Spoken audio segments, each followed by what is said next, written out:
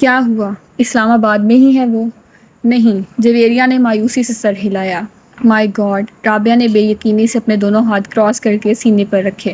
تو پھر کہاں گئی ہے وہ؟ مجھے کیا پتا، مجھ سے تو اس نے یہی کہا تھا کہ گھر جا رہی ہے، مگر وہ گھر نہیں گئی۔ آخر گئی کہاں ہے امامہ؟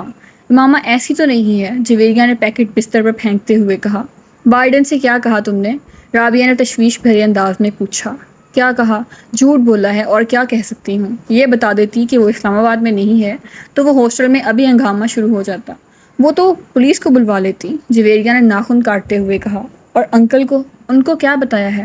رابعہ نے پوچھا۔ ان سے بھی جھوٹ بولا ہے، یہی کہا ہے کہ وہ مارکیٹ گئی ہے۔ مگر اب کیا ہوگا؟ رابعہ نے پریشانی کے عالم میں کہا۔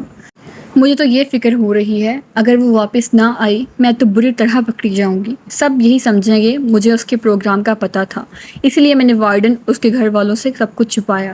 جویریہ کی پریشانی بڑھتی جا رہی تھی۔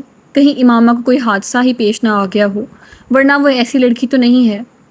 رابعہ کو اچانک ایک خدشے نے ستایا۔ مگر اب ہم کیا کریں؟ ہم تو کسی سے اس سارے معاملے کو ڈسکس بھی نہیں کر سکتے، جویریہ نے ناخن کترتے ہوئے کہا۔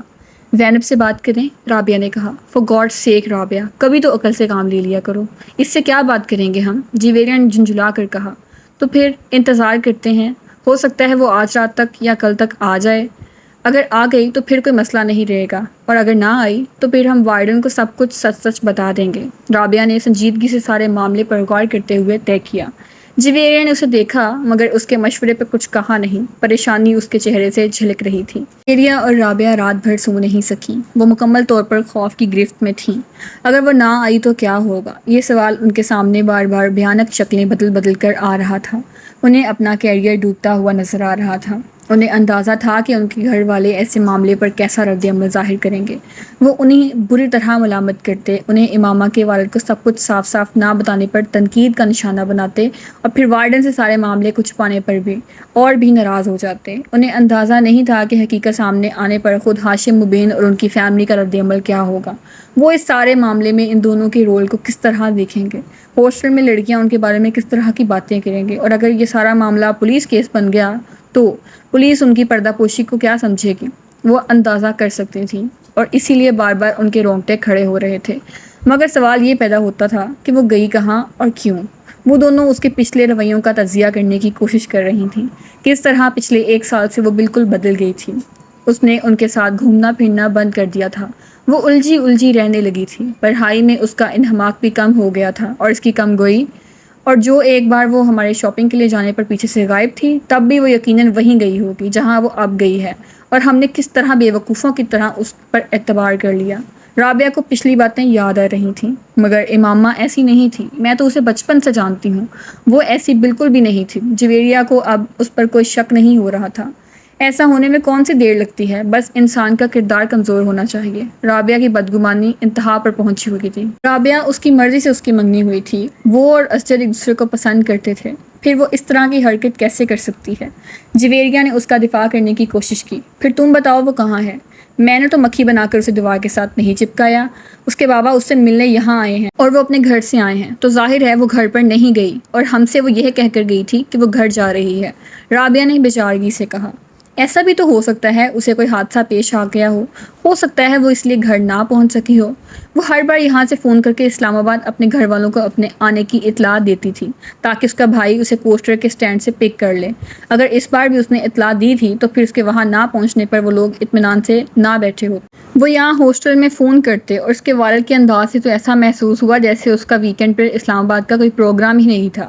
رابعہ نے اس کے قیاس کو مکمل طور پر رد کرتے ہوئے کہا۔ ہاں، وہ کبھی بھی ایک ماہ میں 2 بار اسلام آباد نہیں جاتی تھی، مگر اس بار تو وہ دوسرے ہی ہفتے اسلام آباد جا رہی تھی، اور اس نے وارڈن سے خاص طور پر یہ کہہ کر اجازت لی تھی۔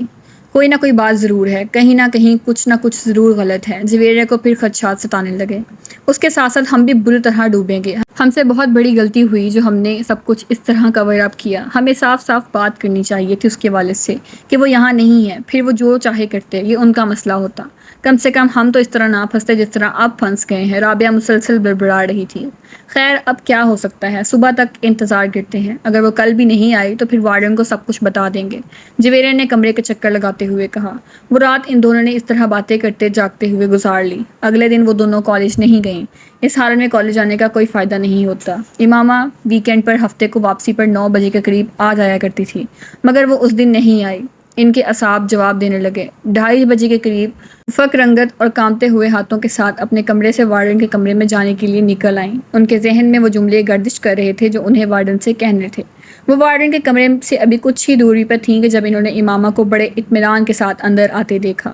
اس کا بیگ اس کے کاندھے پر تھا، فولڈر ہاتھوں میں۔ وہ یقیناً سیدھی کالج سے آ رہی تھی۔ جویریہ اور رابعہ کو یوں لگا جیسے ان کے پیروں کے نیچے سے نکلتی ہوئی زمین یکدم تھم گئی تھی۔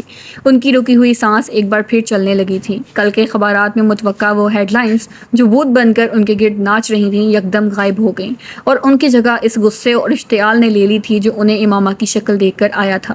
وہ انہیں دیکھ چکی تھی اور اب ان کی طرف بڑھ رہی تھی۔ اس کے چہرے پر بڑی خوشگوار سی مسکراہٹ تھی۔ تم دونوں آج کالج کیوں نہیں آئے؟ سلام دعا کے بعد اس نے ان سے پوچھا۔ تمہاری مصیبتوں سے چھٹکارا ملے تو ہم کہیں آنے جانے کا سوچیں گے، رابعہ نے تیز و تند لہجے میں اس سے کہا۔ امامہ کے چہرے کی مسکراہٹ غائب ہو گئی۔ کیا ہوا رابعہ، اس طرح غصے میں کیوں ہو؟ امامہ نے قدرے تشویش سے پوچھا۔ تم ذرا اندر کمرے میں آؤ، پھر میں تمہیں بتاتی ہوں کہ میں غصے میں کیوں ہوں۔ رابعہ نے اسے بازو سے پکڑ لیا اور تقریباً کھینچتے ہوئے کمرے میں لے آئی۔ جویریہ کچھ کہے بغیر ان دونوں کے پیچھے آ گئی۔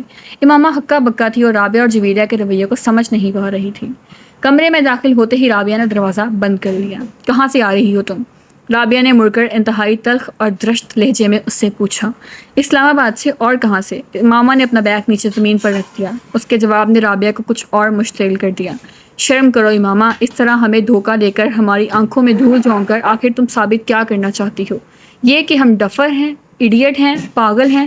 بھائی ہم ہیں، ہم مانتے ہیں، نہ ہوتے تو یوں تم پر اندھا اعتبار نہ کیا ہوتا، تم سے اتنا بڑا دھوکہ نہ کھایا ہوتا۔ رابعہ نے کہا۔ مجھے تمہاری کوئی بات سمجھ نہیں آ رہی۔ کون سا دھوکہ؟ کیسا دھوکہ؟ کیا یہ بہتر نہیں کہ تم آرام سے مجھے اپنی بات سمجھاؤ؟ امامہ نے بے چارگی سے کہا۔ تم ویکینڈ کہاں گزار کر آئی ہو؟ جویریہ نے پہلی بار گفتگو میں مداخلت کی۔ تمہیں بتا چکی ہوں اسلام آباد میں وہاں سے سیدھا کالج آئی ہوں اور اب کالج سے یہاں۔ رابعہ نے اسے بات مکمل کرنے نہیں دی۔ بکواس بند کرو، یہ جھوٹ اب نہیں چل سکتا، تم اسلام آباد نہیں گئی تھی، یہ تم کیسے کہہ سکتی ہو؟ اس بار امامہ نے بھی قدرے بلند آواز میں کہا۔ کیونکہ تمہارے فادر یہاں آئے تھے کل۔ امامہ کا رنگ اڑ گیا، وہ کچھ بول نہیں سکی۔ اب کیوں منہ بند ہو گیا؟ اب بھی کہو اسلام آباد سے آ رہی ہو۔ رابعہ نے طنزیہ لہجے میں کہا۔ بابا یہاں آئے تھے؟ امامہ نے اٹکتے ہوئے کہا۔ ہاں آئے تھے، تمہارے کچھ کپڑے دینے کے لیے، جویریہ نے کہا۔ انہیں یہ پتہ چل گیا کہ میں ہاسٹل میں نہیں ہوں؟ میں نے جھوٹ بول دیا کہ تم ہاسٹل سے کسی کام سے باہر گئی ہو۔ وہ کپڑے دے کر چلے گئے، جویریہ نے کہا۔ امامہ نے بے اختیار اطمینان کا سانس لیا، یعنی انہیں کچھ پتہ نہیں چلا۔ اس نے بستر پر بیٹھ کر اپنے جوتے کے اسٹریپس کھولتے ہوئے کہا۔ نہیں، انہیں کچھ پتہ نہیں چلا۔ تم منہ اٹھا کر اگلے ہفتے پھر کہیں روانہ ہو جانا۔ مائنڈ یو امامہ، میں اب وارڈن سے اس سلسلے میں بات کرنے والی ہوں۔ ہم تمہاری وجہ سے خاصی پریشانی اٹھا چکے ہیں، مزید اٹھانے کے لیے تیار نہیں ہیں۔ بہتر ہے تمہارے پیرنٹس کو تمہاری ان حرکتوں کا پتہ چل جائے، رابعہ نے دو ٹوک انداز میں اس سے کہا۔ امامہ نے سر اٹھا کر اسے دیکھا۔ کون سی حرکتوں کے بارے میں نے کیا کیا ہے؟ کیا کیا ہے؟ ہاسٹل سے اس طرح 2 دن کے لیے گھر کا کہہ کر غائب ہو جانا تمہارے نزدیک کوئی بڑی بات نہیں؟ امامہ جواب دینے کی بجائے دوسرے جوتے کے بھی اسٹریپس کھولنے لگی۔ مجھے وارڈن کے پاس چلے ہی جانا چاہیے، رابعہ نے غصے کے عالم میں دروازے کی طرف بڑھتے ہوئے کہا۔ جویریہ نے آگے بڑھ کر اسے روکا۔ وارڈن سے بات کر لیں گے، پہلے اس سے تو بات کر لیں، تم جلد بازی مت کرو۔